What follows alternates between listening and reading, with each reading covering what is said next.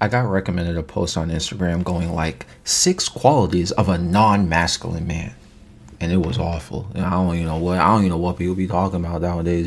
Modern times now, we have so many different opinions about people forgetting that they're the man in the relationship or what it means to be a true man. And I'm not into this whole alpha male nonsense either. You know what makes a man, in my opinion? The cornerstone of a man is accountability. It is not their worldly possessions like money or having physically beneficial attributes. It's not their lifestyle where they, read books all day or watch positive affirmations and all that stuff. Or because worldly possessions can come and go. A man without accountability will lose their worldly possessions because they lack ownership of their actions, commitments, and responsibilities.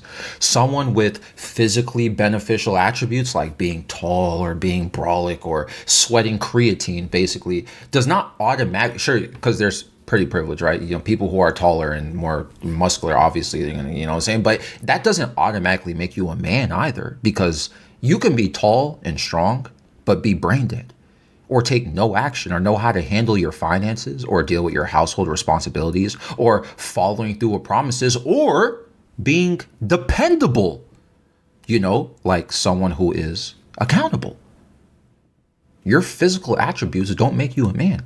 And reading books all day or watching #positivity content or content that encourages you to be a man all day, night, and doesn't mean anything if you can't hold yourself to practical situations where you need to be emotionally intelligent, respectful, and reliable, like someone who is accountable. It's really that simple as I'm making it seem. The cornerstone of a man is his accountability. Worldly possessions are often used to measure for what makes a man nowadays, right? Like, it doesn't make sense. It really doesn't. Think about this rationally. It doesn't make sense.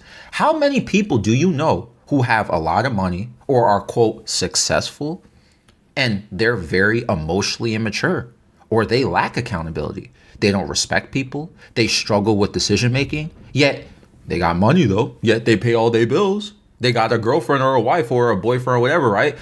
But that makes them a man automatically? Or the person who has this, has that doesn't make someone a man automatically? Or is the person who is like constantly with no worldly possession and is grinding it out right now and is always trying to self-improve and grow, and they take responsibility for the mistakes they made or situations they put themselves into or into the past, is that person more of a man than the successful person who is paying all his bills and got a, quote, successful life in societal standards?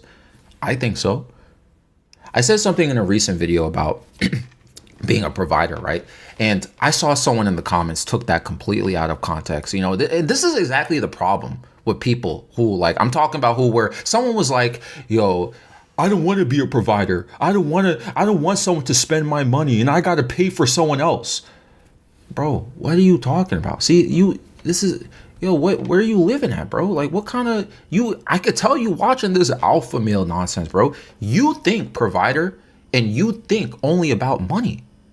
Being a provider can be everything else but that. But I guess you didn't know.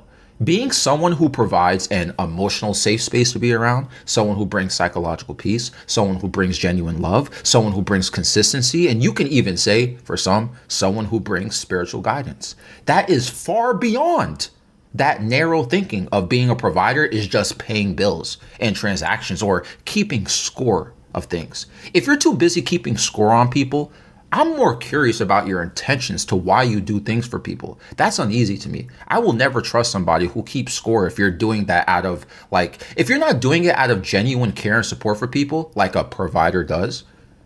I mean, I'm not asking you to babysit my life, but you get what I mean. And people who keep score, they try to hold other people accountable. Like, dominance over people to them is what makes them more manly.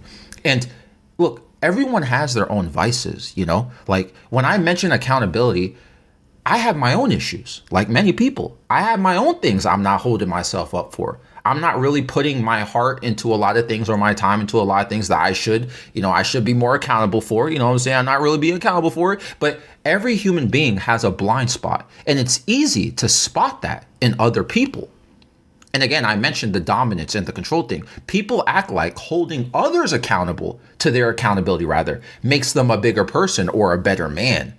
But ironically, it's tougher to apply it to ourselves, despite it easy to spot in other people. But the point is that if you are committing daily, daily to your own growth, every single day, you are committing yourself to trying to be better, trying to recognize the battles and the processes that you're going through that may have been because of your actions or what situations you put yourself into in the past. And those steps that you take for that, whether it be small or big, will build momentum for you. And somebody who is constantly doing that, that's what I feel is what truly makes a man a man. But growth doesn't happen until it starts with accountability. You don't grow until you take responsibility for the stuff you do, which is why I said it's the cornerstone of being a man. Not your worldly possessions, not the fact that you pay your bills with this and that. You could just have a good job. You know, people, not everyone gets it easy. You know what I'm saying? Like everyone's born to different circumstances or this thing or that thing. People can have the world, but literally have no soul. Literally be mentally and emotionally lacking or completely just immature. You know, they just no responsibility, no accountability, but they think, oh, that because I paid my own bills, you know, I'm accountable. All right, you know, like that's not really it. You know, like that doesn't measure a man, because a man is more than just what he has in his pocket. A man is a lot more than what's going on externally. It's a lot about what's going on internally and how they treat other people and how they react to situations. Does this make sense?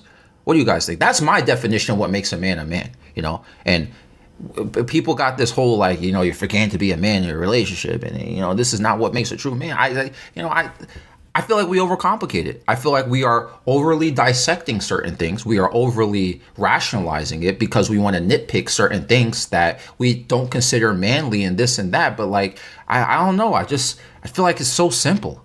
It's just really so simple. And this simplicity of how I'm interpreting this, I feel like this also opens the door for a lack of judgment too, because like we don't have to judge people based off of traditional things all the time. If we sit there and really just say, you know what, that person, sure, they live a certain lifestyle, but you know, they're respectful. They take accountability for the mistakes that they make. They're nice to be around. You know, they're responsible. They're emotionally supportive. They have emotional intelligence, rather. And they, you know what I'm saying? They're consistent. They're reliable. They're dependable. You know, I think that's more of a man than anything else. Whatever. This episode is found on Spotify and YouTube. What do you guys think? I'm out.